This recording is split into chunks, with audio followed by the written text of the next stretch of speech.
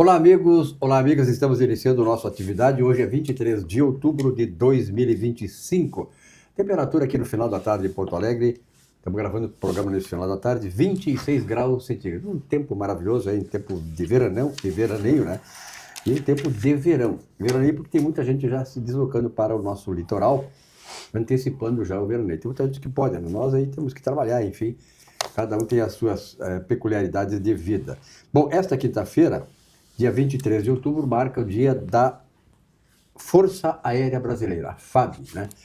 E interessante o seguinte, a FAB prestou grandes serviços para o Brasil, sobretudo eu trabalhei um tempo, viu? Eduardo Donésio, muito obrigado pela sua presença. Satisfação, muito obrigado. Hoje é a dupla Dudu, Eduardo Machado e o gêmeo Eduardo Machado e o Eduardo Donésio. Gêmeo Eduardo, obrigado. Achei que ele não fosse me cumprimentar. É contra ti. Passa o É suco. um de cada vez, né? Meu primeiro Passa é o esquerda. suco para ele ali, meu Dá um querido. suquinho para ele ficar mais tranquilo. Tá, então, mas o que eu ia dizer mesmo, Igor? Fábio, Da na Fábio, casa da era da brasileira. Fábio. Esse cara atrapalha, chega a começar a atrapalhar o troço. Né? Sim, joga contra. Sabe como é que é atravessada? Né? Inimigo na trincheira. O cara Isso se atravessa isso aí. É. Mas a Força Aérea Brasileira prestou muito serviço. Eu trabalhei um tempo na Amazônia, eu às vezes comento isso quando me perguntam essas coisas, mas é interessante. A FAB, ela foi um fator de integração nacional. Eu me lembro que eu estava sediado em Altamira, que é uma cidade que fica bem no sul do Pará, e a gente tinha deslocamento para Manaus, para Belém, para o interior, né, do Amazonas, através da Força Aérea Brasileira. Aí tu chegava nesse local, tinha soldados aí trabalhando e ajudando os agricultores a produzirem. A questão de logística era muito complicada na década de 70, quando eu estive lá. Mas eu quero homenagear a Força Aérea Brasileira exatamente por isso, né, Eduardo? Porque nós sempre criticamos muito as instituições brasileiras, principalmente no momento atual, mas tem umas que, como a FAB, prestam serviços relevantes, né? De fato, de fato. E eu não sei se já aconteceu ou se acontecerá nos próximos finais de semana, que aqui em Canoas eles abrem ao público. Tem um fim de semana ou um dia que eles abrem ao público, é muito, muito bonito de ver. E é bacana porque daí a gente enxerga ali os hangares e vê como funciona, eles explicam, as crianças adoram, é muito bacana. Parabéns à FAB, realmente presta um serviço maravilhoso ao Brasil. Jaime Eduardo, queres fazer uma observação sobre a FAB? Sua experiência com a FAB? Olha, a FAB é um patrimônio nacional. Patrimônio né? nacional, é verdade. Patrimônio nacional. Força Aérea Brasileira. Sem querer colocar a pimenta na fervura, né? Mas o... E já colocando? E já colocando. Quem gosta mesmo da FAB são os nossos políticos, né? Hoje, principalmente, eles né? não abrem mão. E a FAB é a salvação de muitos deles, né? Porque a maioria não consegue viajar em aviões, chamados aviões de carreira, né? Mas assim, ó, a FAB, falando sério, a FAB tem uma vantagem com esses voos, porque a gente imagina logo no dispêndio de combustível. Eles têm necessidade dessa movimentação. Um dia um comandante me disse que eles têm que fazer horas de voo. Né? A hierarquia do piloto é um treinamento, né? Um treinamento não, é a partir das horas de voo. Então, de voo. quanto maior o número de horas de voo que eles tiverem, melhor. Uhum. E com essa movimentação de políticos e presidente, etc., é uma maravilha. Para eles é maravilha. Eu acho que poderia ser muito melhor. Seria muito melhor sendo aproveitável. O útil ao agradável. Seria muito mais aproveitável, porque tem muita gente que precisa viajar doente, precisa de se deslocar, mas ocupar esse tempo necessário para a FAB, transportando essas pessoas que têm carência disso, que muitas vezes não conseguem vir do interior para Porto Alegre, entendeu? Quer dizer, e não servir de parapeito, né, de instrumento de transporte gratuito para os políticos que já ganham muito e fazem muito pouco. Essa é a minha os visão. políticos não podem, a maioria não consegue mais andar em aviões normais. Né? Não pode. Agora, o que eu quis dizer é o seguinte, que é o útil ao agradável. Eu, quando estava na chefia da Procuradoria da República aqui no Rio Grande do Sul, nos anos 80, e nós tínhamos um encontro nacional da Procuradoria em São Luís do Maranhão, é uma distância incrível, né? E alguém me disse lá, dá uma chegadinha ali na base aérea, pode ser que eles tenham uma disponibilidade para levar o pessoal lá. E eu consegui. E eles me disseram na ocasião, daí que veio a minha informação, que era vantagem para eles, porque era uma milhagem... Uma utilidade e uma necessidade deles. Uma possibilidade daquela tripulação os membros da tripulação aumentaram o número de voo e isso faz parte da carreira do aeronauta. Né? Bom, nós estamos aqui, né, depois de uma semana aí, praticamente, que foi muito ruim para os gaúchos.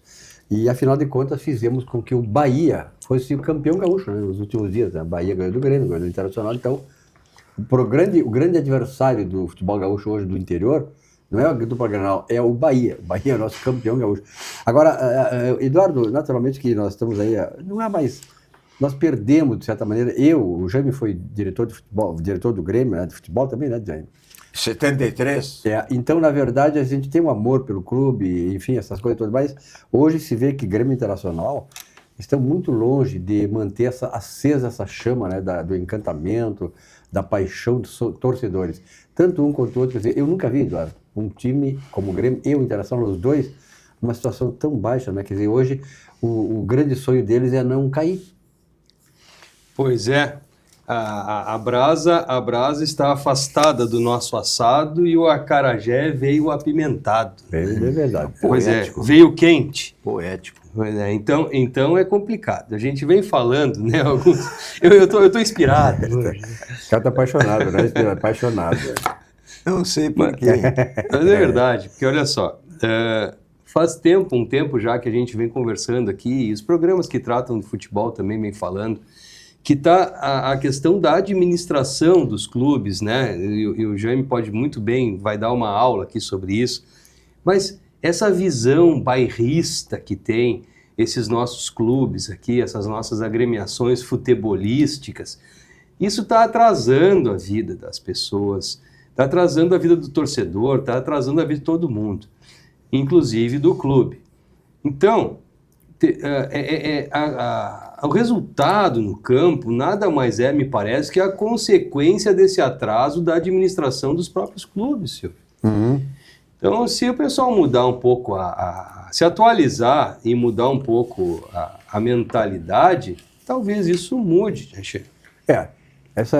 Mas eu acho que eu nunca vi uma fase tão ruim, né? Porque há quanto tempo nós não temos um título nacional? Nacional mais tempo que o Grêmio. Há quanto tempo, né, que nós não vimos tanto desencanto da torcida em relação ao dupla Grenal?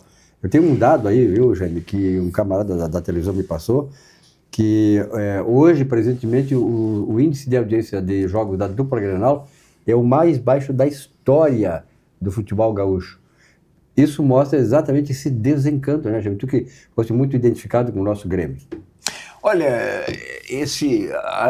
a legislação brasileira está atualizadíssima nessa parte do futebol e, como todos nós sabemos, hoje se fala muito na tal da SAF. O que é uma SAF? Uma SAF é uma sociedade anônima futebol, que é uma forma de sociedade anônima que é adequada à prática do futebol, porque hoje o futebol não tem nada mais, não se admite mais que um clube seja uma associação civil sem fins lucrativos. Né?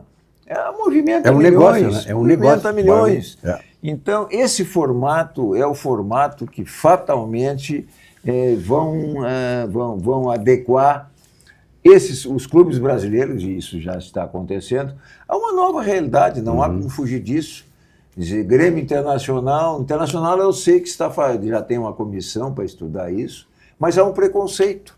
Há um preconceito porque logo vem a ideia de que vão entregar o clube para um americano, como aconteceu com o Botafogo. Não, necessariamente não, porque há inúmeras formas de se adequar a essa possibilidade. Por exemplo, o Mirassol não é SAF, o Bahia é SAF. O Bahia é uma SAF. Estou falando do Bahia, vou pegar o exemplo do Bahia. O Bahia é uma SAF. Tem lá um grupo internacional, Grupo City, que tem outros clubes no mundo inteiro. E eu pergunto o seguinte, a torcida do Bahia está preocupada se o dono é o Grupo City? Não está não tá nem aí. Ou se o dono é o clube. Não está preocupada com isso. Agora, nós temos esse prurido regionalista, quem é que vai ser dono do Grêmio? Bom, com relação ao Grêmio, eu tenho até uma proposta, eu tenho falado nisso. Nós temos 2 mecenas, o Rigo do arroz e o Marcelo Marques do pão. Por que não constituir uma SAF com esses 2? Se eles têm essa disponibilidade, um deles, inclusive, incrivelmente doou ao Grêmio 135 milhões. Uma SAF não vai ter que doar nada, eles apenas serão associados, uma sociedade anônima em que eles terão ou não maioria, e as outras ações vão ser distribuídas entre os sócios que quiserem comprar ações.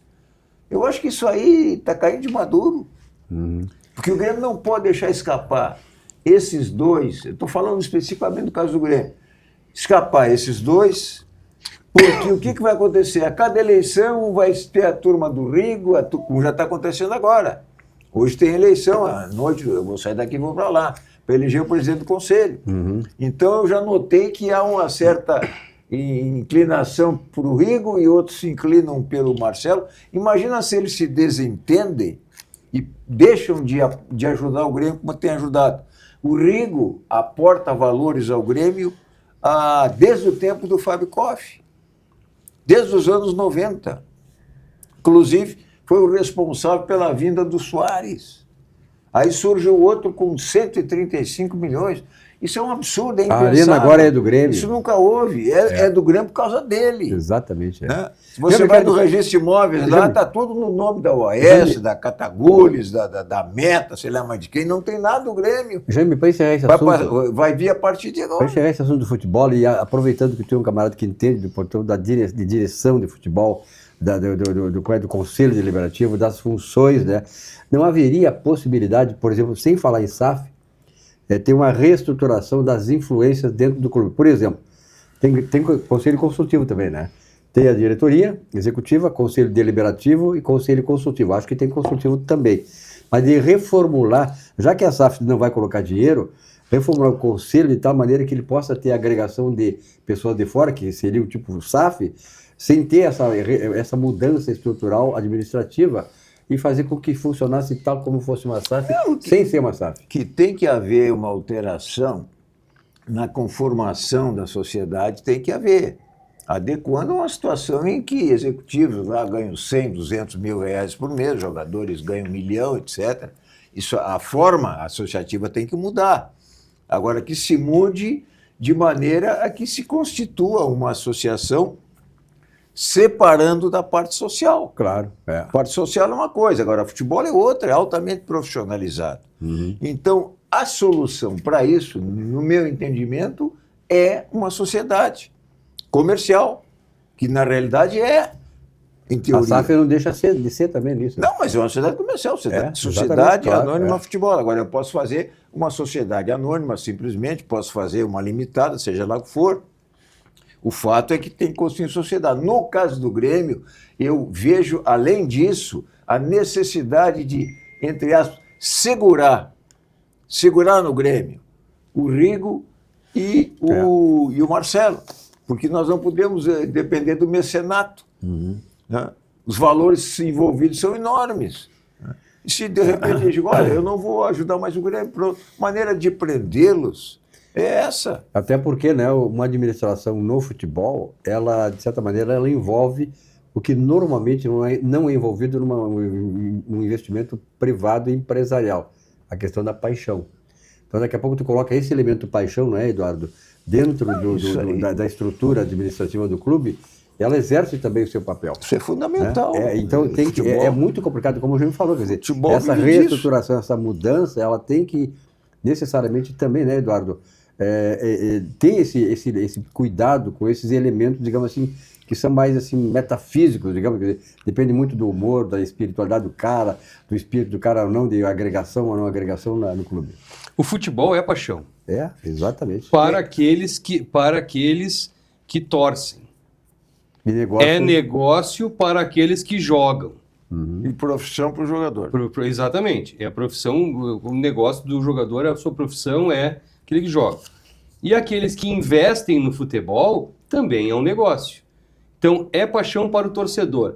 Esses senhores que estão investindo valores, entregando valores, doando valores para o Grêmio, não são nada além de torcedores, com capacidade de fazer isso.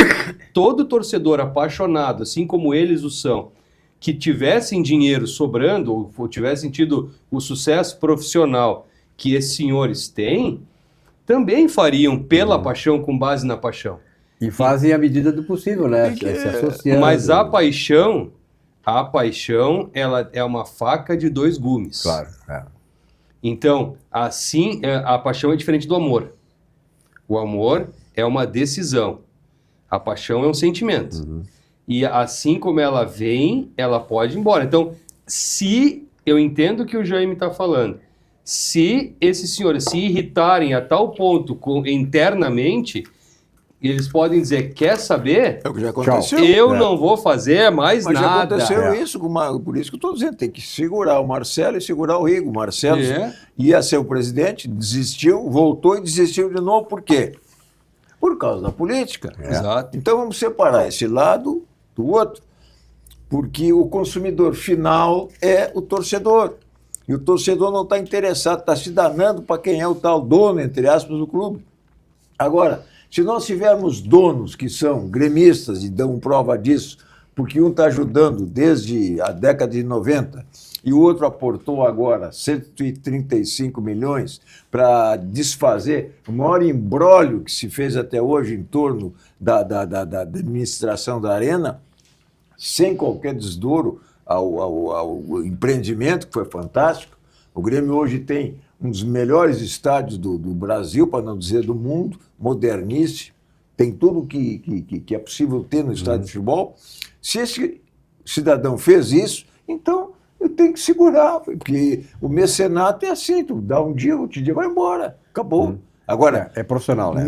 Se ele for transformado, para encerrar, se ele for transformado em investidor de uma sociedade comercial, ele vai passar não só a ter obrigação de estar vinculado ao clube, como, sobretudo, necessidade para ter o resultado do seu investimento. Muito bem. Então é isso aí. Eu acho que eu gostei desse tema, viu? Porque muito raramente tu ouve essas coisas da que forma é preconceito, como há um preconceito. o Jaime trouxe, porque ele conhece exatamente esse meio aí da administração e os interesses para encerrar. Não, claro. Faz a propaganda, depois eu gostaria de falar sobre. Então olha aqui, vamos fazer, até porque a propaganda é sobre o sucos Petri. Então eu já vou tomando. Prestigiando o nosso sucos Petri. Olha aqui, ó, suco de laranja Pet Bom da Petri, elaborado a partir de frutas selecionadas e higienizadas em suco concentrado de laranja. O suco de laranja Pet Bom passa por um processo de pasteurização com adição de água e açúcar. No entanto, sem incluir qualquer conservante na sua elaboração. Isso é a coisa mais importante. Afinal de contas, é um suco levemente adoçado que não se caracteriza como de alto teor em açúcar. É importante destacar isto, trazendo equilíbrio para a acidez da fruta e variando de acordo com a safra. Muito bem, vamos falar do nosso Banrisul, né? Banco do Estado do Rio Grande do Sul, que lá na reforma bancária em 86 foi um dos poucos, né? Tem 3 ou 4 bancos só comerciais de estados que permaneceram. E o Banrisul permaneceu exatamente porque a gente tinha um histórico já de muito longa data de eficiência. Afinal de contas, está na hora de atualizar a tua rotina. O aplicativo chegou com tudo, moderno, fácil de usar e com a tua vida financeira num só lugar, o que é importante. Agora ficou simples de cuidar do seu dinheiro, sem complicação e na palma da sua mão. Abra a conta direto pelo celular, acompanhe o saldo, faça transferências e pague contas e muito mais. Serviço do Banco do Estado do Rio Grande do Sul, nosso Banrisul. Tudo com praticidade, segurança e agilidade. O Banrisul pensou em cada detalhe para facilitar realmente a sua vida, seja no dia a dia ou naqueles momentos mais difíceis e importantes dela. O melhor está o seguinte, está intuitivo, rápido e com um visual novo. Baixe agora e confere como ficou, porque moderno mesmo é facilitar a vida. E o Banrisul está contigo nesta evolução. É tecnologia com propósito, feita com quem e para quem quer mais tempo, mais controle e também mais tranquilidade. Quem não quer mais tranquilidade, não é mesmo? Baixe o aplicativo e abra a tua conta. Banrisul, o banco que atualiza contigo. Rico baixou, brilhou, Rico baixou, bombou, Rico baixou, facilitou. O app atualizou, o Banri arrasou, clicou, baixou, facilitou. O app Banrisul tá mais moderno e mais fácil de usar. E tu pode acompanhar a tua vida financeira num só lugar. Baixa o app Banrisul e abre tua conta. Clicou, baixou, facilitou. Banrisul. Eduardo Dornelles, naturalmente o tema anterior foi sobre a questão da administração em futebol, mas evidentemente que é uma questão, né, que envolve também a área política, né? A administração, ela tem muita semelhança do ponto de vista de gerenciamento das coisas. E aí? Exatamente, porque quer me parecer que esse tipo de viés retrógrado que está atrasando a vida da dupla Grenal, ela é mais do mesmo no Rio Grande do Sul. Só nós vemos a política. O tal do abraço no Guaíba, nos anos 80, que atrasou em muitos anos o que existe hoje ali no Pontal. É que o ponto de maior atração turística de Porto Alegre foi informado, inclusive, outro dia no Jornal de São Paulo. Então isso foi atrasado por décadas, por causa desse tipo de pensamento. O assoreamento do lago Guaíba, Rio Guaíba, que piorou, né, por conta da inundação de 2024, nada mais é do que decisões político-jurídicas com base nesse pensamento retrógrado. Por exemplo, olha onde a gente pode chegar. Olha onde a gente pode chegar. O peixe-boi estava em extinção. Não sei se vocês sabiam dessa informação. Estava à beira da extinção. Até que o pessoal foi autorizado o consumo dele. Agora tem uma população gigantesca de peixe-boi. O jegue diminuiu de milhões no Brasil para cerca de 70 mil, mais ou menos, exemplares. Já não chega a 100 mil. Por quê? Porque perdeu a utilidade. Então, as coisas que perdem a utilidade tendem a sumir, tendem a ficar atrasadas. Perde o seu valor. Exatamente. Aonde eu quero chegar com essas comparações? Se nós continuarmos com o Rio é nosso, então nada pode ser feito, Porto Alegre vai sucumbir em relação às outras capitais. Por mais lindo que seja o nosso Guaíba, o nosso pôr do sol. O futebol é a mesma coisa. O Jaime Eduardo hoje ele não passa frio, porque ele está coberto de razão. Porque, olha aqui, tem que modernizar essa administração. Esse pensamento retrógrado do Rio Grande do Sul é que está atrasando a vida de todos, inclusive o futebol. É verdade. Deixa eu falar no negócio da ola, foi bom tocar no negócio da ola, dentro do mesmo tema do caranguejo, né? Quer dizer, o cara que só anda para trás. Sim. Né? O Ramiro Rosário que gosta de usar essa expressão. Os caranguejos. Esse pessoal que manda contra tudo e todos. Em relação à ola, quem fez o projeto da ola foi o Jaime Lerner. E na ocasião... Ele foi fustigado aqui, foi maltratado. Exato. Jaime Lerner, quem é o Jaime Lerner? Jaime Lerner foi o cara que na década de 60 construiu o BRT, que é o que há de mais moderno em termos de transporte público no mundo. Tem em Istambul, tem em Bogotá, inclusive em Bogotá houve a participação dele. E o Jaime Lerner foi contratado aqui no Rio Grande do Sul sem licitação, aliás, em Porto Alegre, sem licitação, se não me engano, o prefeito era o Fortunato, que teve a visão de que ele era especializado e, portanto, não precisava haver licitação, e foi fustigado por isso. Eu não tenho certeza se foi ele, mas o prefeito, na época, foi fustigado porque a escolha foi feita sem licitação. Esse mesmo Jaime Lerner depois chegou aqui e foi vaiado.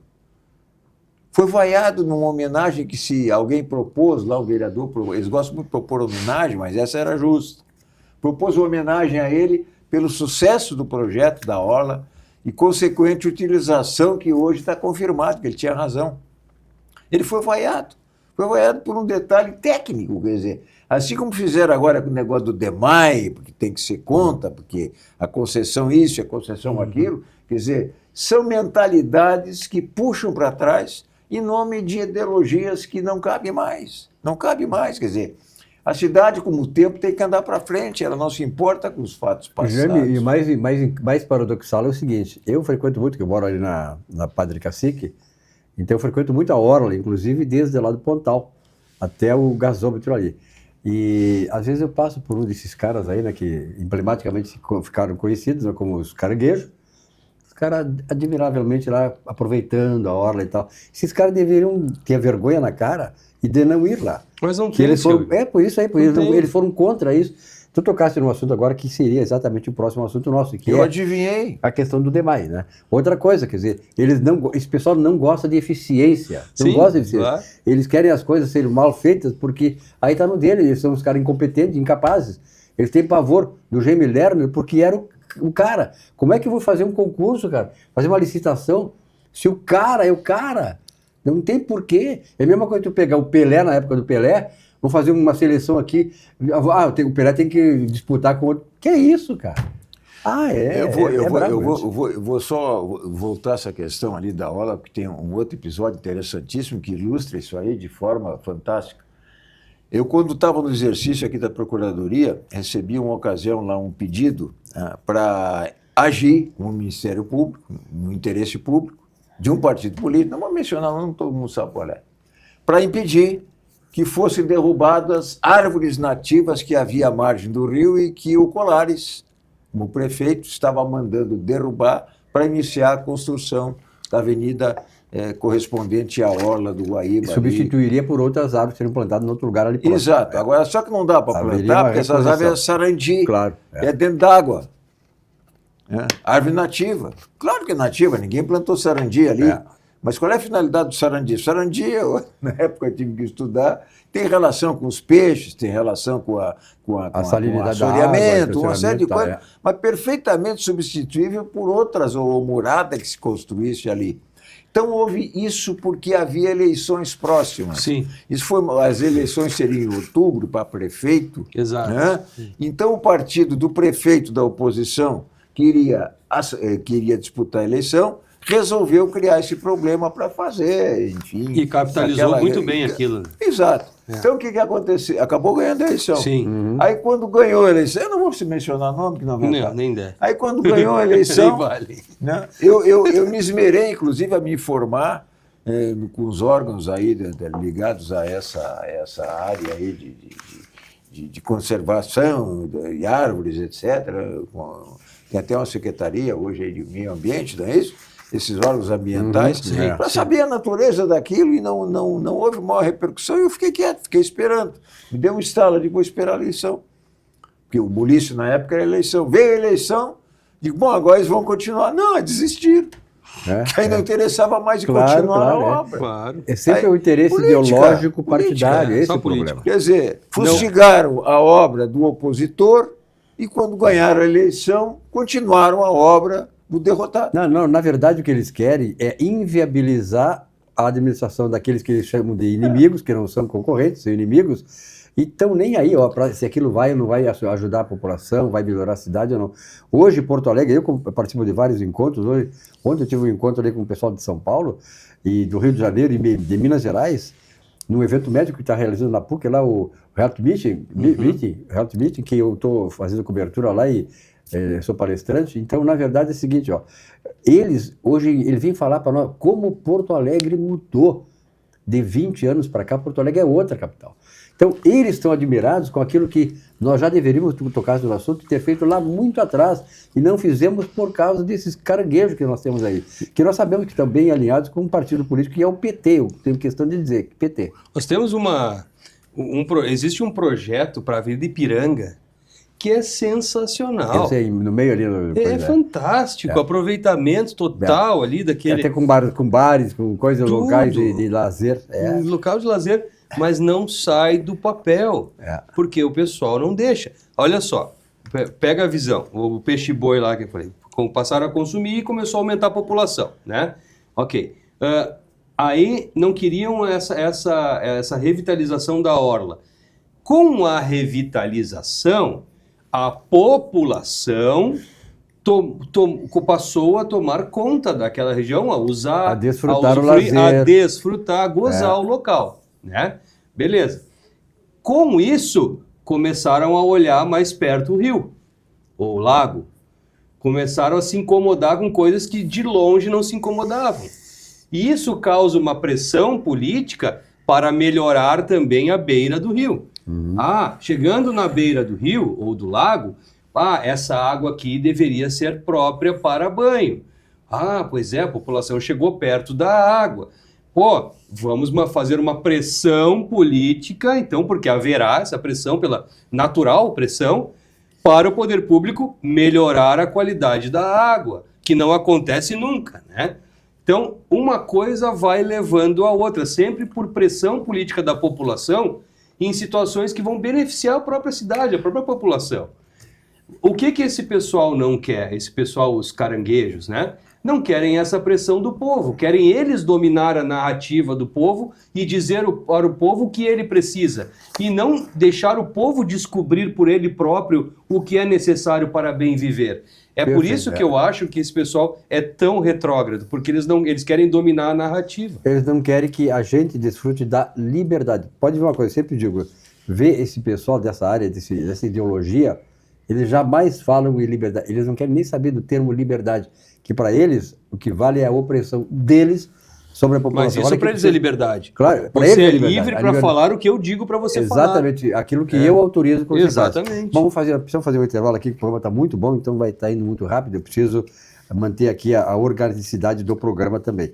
Olha aqui, vamos falar de uma empresa, que é uma empresa que certamente hoje ela desfruta de um conceito não só no Rio Grande do Sul, mas fora daqui, que é a Allgeier, o Grupo Allgeier. E eu estou falando agora do empreendimento da Allgeier Incorporações. Ele fica lá na Vila Conceição, conheço, eu já falo muito bem, a Vila Conceição é maravilhosa, uma área maravilhosa ali na Zona Sul. O Vila Portal, um condomínio exclusivo. São apenas 18 casas. Primeiro, eu não preciso falar aqui, mas vamos ver essa mensagem, lembrando que faça uma visita, passe lá na Vila da Conceição, né, você vai ver as obras maravilhosas do Vila Portal, vale a pena. Vamos ver essa mensagem da Allgeier Incorporações.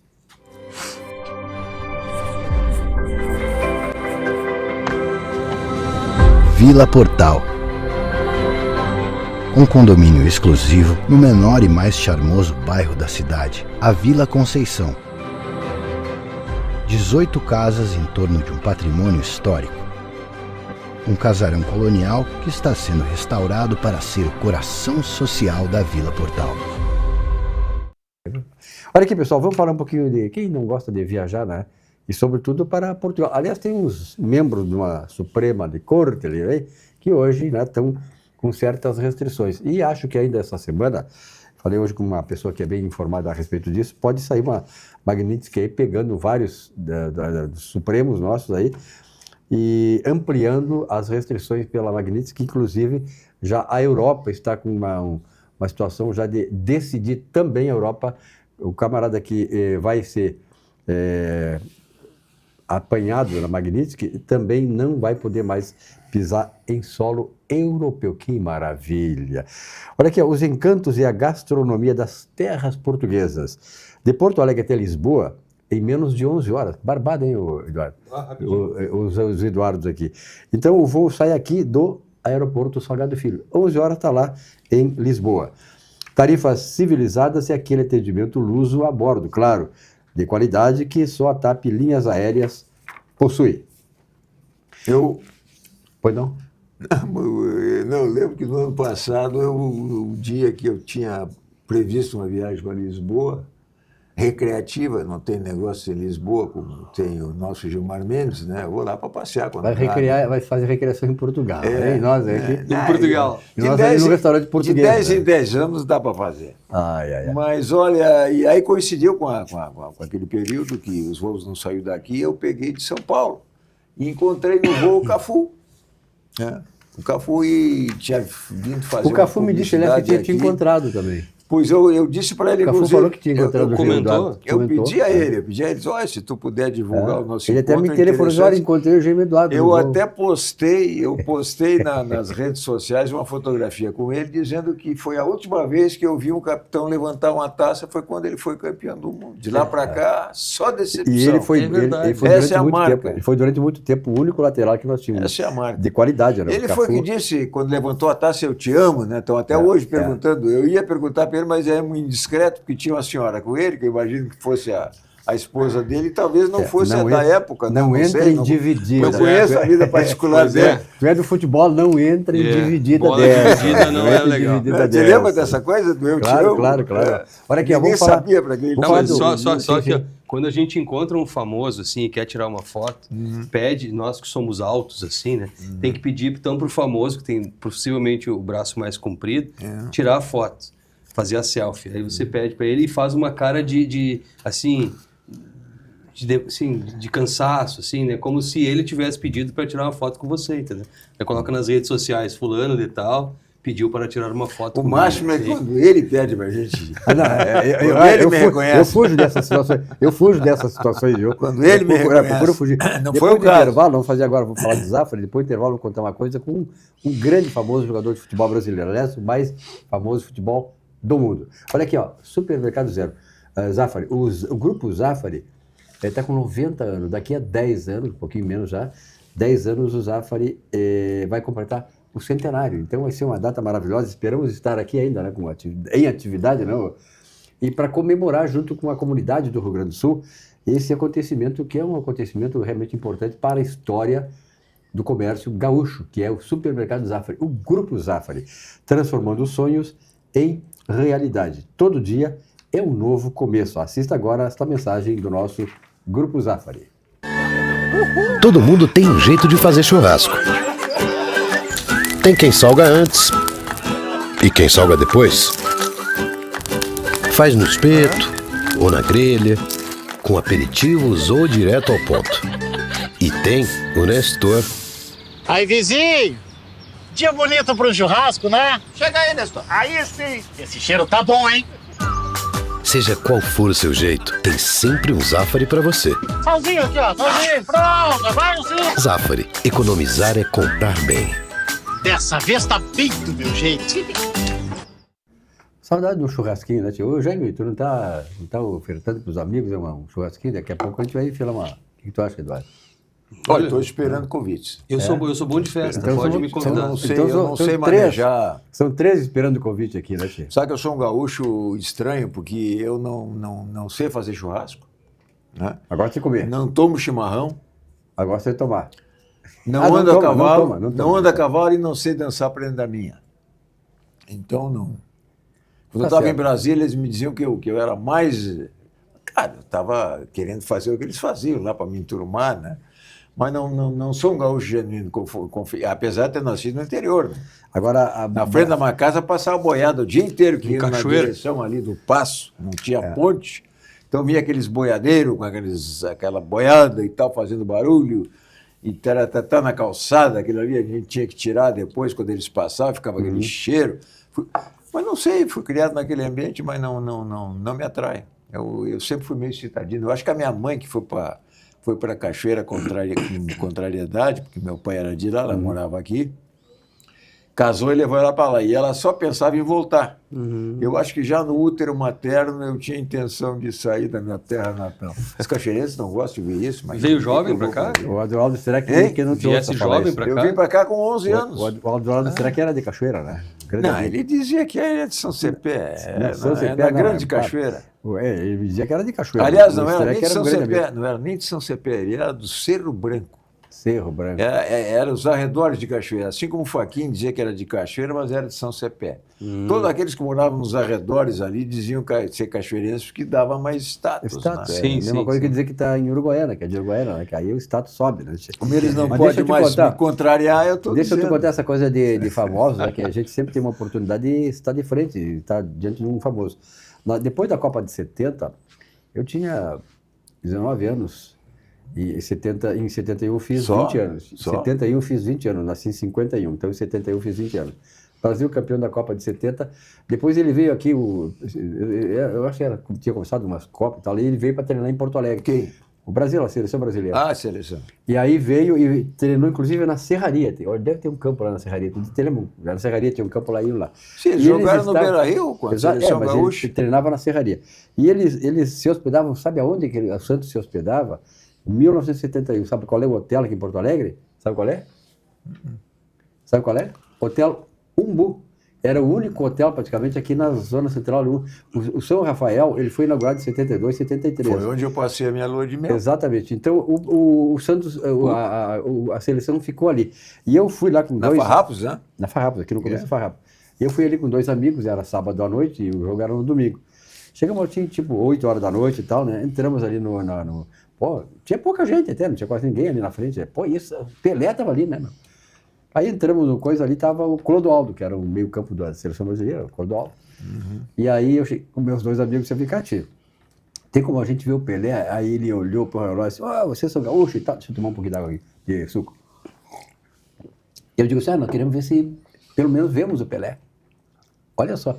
Ele olhou pro relógio e disse, olha, essa hora, o Pelé é o seguinte, o Pelé deve estar se concentrando pro jogo amanhã. Cara, eu nunca esqueci disso aí. Era quase 8 horas da noite. Ele estava no quarto, já se reservando, se concentrando pro jogo no dia seguinte. Aí eu fico pensando hoje, né? Tem um jogador que sai direto da festa para o campo. Então, isso mostra o nível de respeitabilidade. Mas o que aconteceu para finalizar? Aí o Clodoaldo subiu, falou que o Pelé estava em 2 minutos, o Pelé desceu de calção, um chinelo branco, eu nunca esqueci. Pelé desceu para... Porra, sinceramente, cara, eu fico pensando assim, poxa, hoje, para te falar com um jogador desse famoso, em primeiro lugar, não deixa eu chegar perto. Né? Eles estão numa redoma toda assim que, não sei se é certo ou errado, mas naquele tempo nós tínhamos acesso aos jogadores. Nós íamos lembra, os treinos do Grêmio Internacional enchia de gente. Eu frequentei muito o Olímpico lá, enchia de gente para ver treino do Grêmio. Olha, não sei, isso aí foi em 70? 71. Em 66 eu trabalhava ainda na Rádio Guaíba, eu fui como comentarista dos treinamentos lá em Caxambu, um hotel que era propriedade de um radialista, Jorge Cury, tinha um hotel. Então eles colocaram a seleção lá no hotel do Cury e nós ficamos numa dependência do hotel e tinha uma dependência especial para os jogadores da seleção de 66, que aliás foi fiasco aquela seleção. Foi um fiasco. 40 caras convocados. Pelé foi lesionado por 40 caras convocados. O Pelé foi lesionado por um português logo no início. Eles queriam repetir 58, 62, que os mesmos jogadores da época estavam velhos. Então não fechou. Mas por que não fecha com a tua história? Pelo menos em 66 foi assim. Depois foi em 71, estou falando. Depois ele deve ter se profissionalizado melhor. Quem? O Pelé. Porque em 66 corria a informação lá de que eles queriam ele e o Garrincha ficar no andar térreo, né? Porque aí de noite eles saíam para a rua, para a noite, né? E voltavam de madrugada, e quando chegava lá o funcionário da seleção, que ia ver se estava todo mundo no quarto, eles estavam de novo. Só que eles saíam, passavam a noite fora e voltavam. 6 anos é uma diferença, eu acho.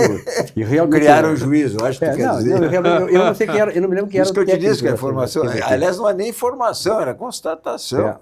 Então, realmente, eu acho que o Pelé sempre foi... É claro, ele pode ter tido uma série de problemas pessoais, como cada um tem, mas ele era um profissional, ele era um cara muito profissional. Sem dúvida. Os jogadores eram profissionais, né? Fora de série. Sabe quantos filhos tem o Roberto Carlos?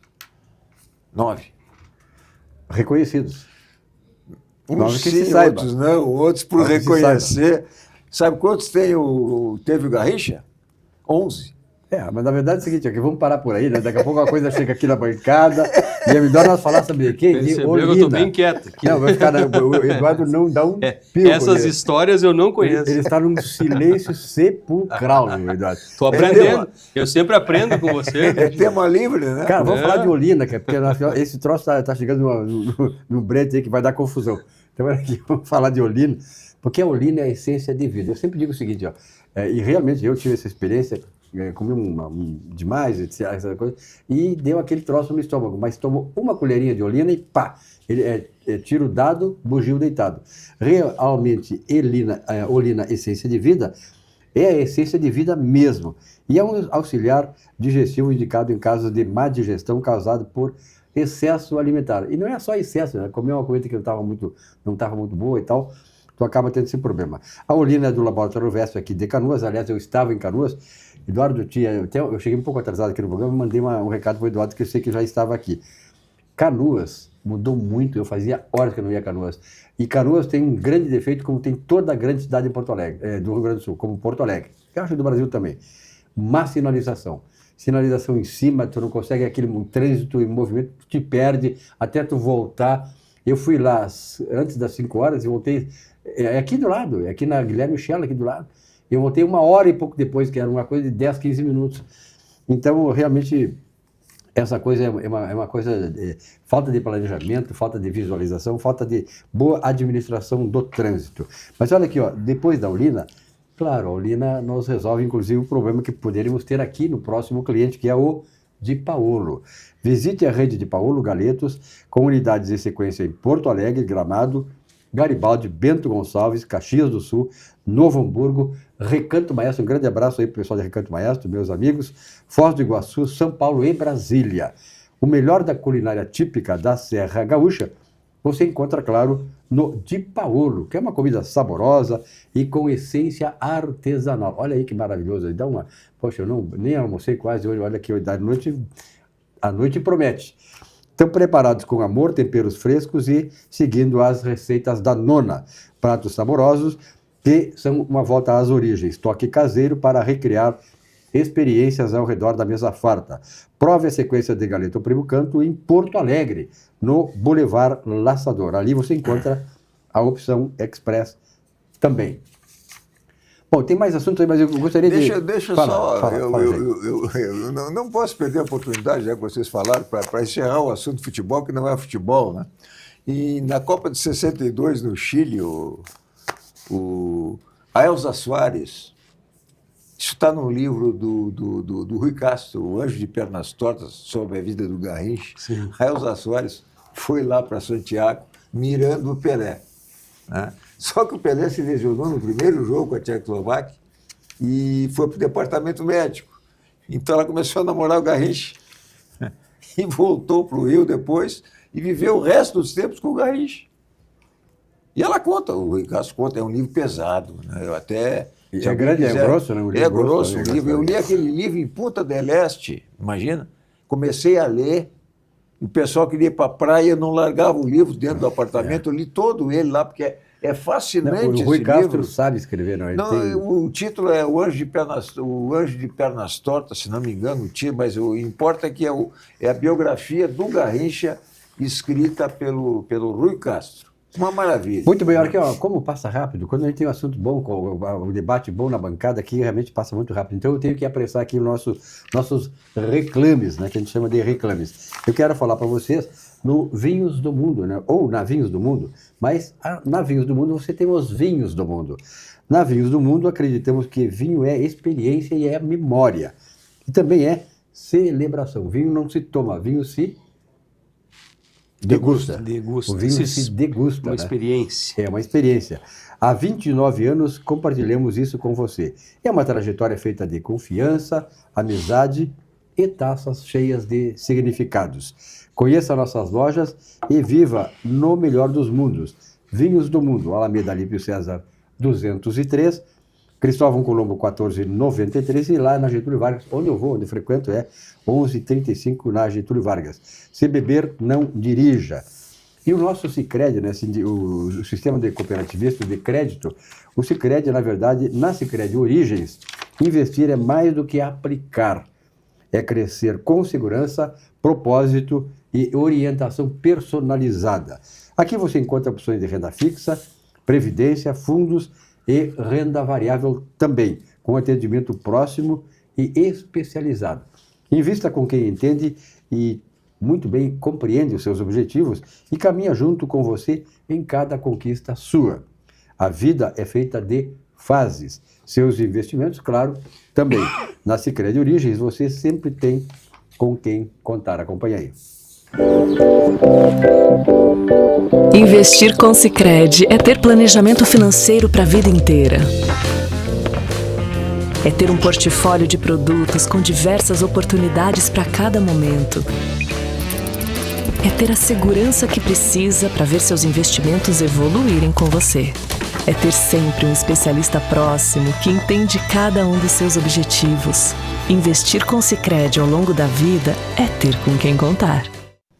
Muito bem, olha aqui, a Prefeitura de Porto Alegre, a gente sabe que as prefeituras, a gente sempre exige muito da Prefeitura, mais do que o Estado e do Governo Federal, porque nós vivemos, né, dentro do âmbito de alguma coisa que é uma coisa concreta, material e que tem a responsabilidade de se manter, de se atualizar e de nos dar melhores condições, que é a Prefeitura. Então a Prefeitura de Porto Alegre está fazendo mais pela cidade. E realmente é muito difícil, a gente sabe que agrada uns, não agrada outros e tal, mas de qualquer maneira a Prefeitura está investindo muito e melhorando a nossa cidade, fazendo mais por nós. Assista agora a mensagem da Prefeitura de Porto Alegre.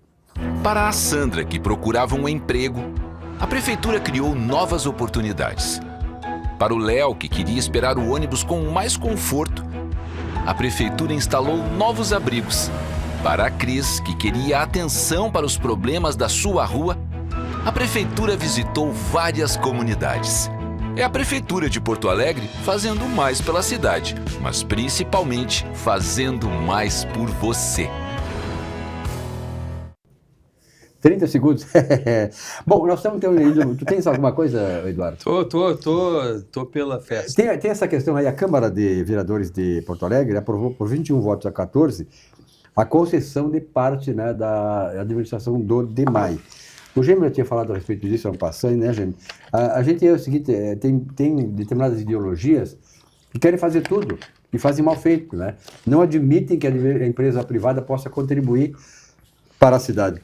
E o DEMAI pode melhorar muito até, né, Gêmeo? Mais do que já é. Isso aí é mais uma questão ideológica, né? A questão da privatização, mas isso aí é uma concessão parcial. Tem que saber se o serviço vai ser adequado ou não. Às vezes o governador o controle ainda será da prefeitura, faz uma né? concessão e não. Mas não é esse o problema. Quer dizer, o que interessa é o serviço. O serviço, é o resultado. É que é uma confusão.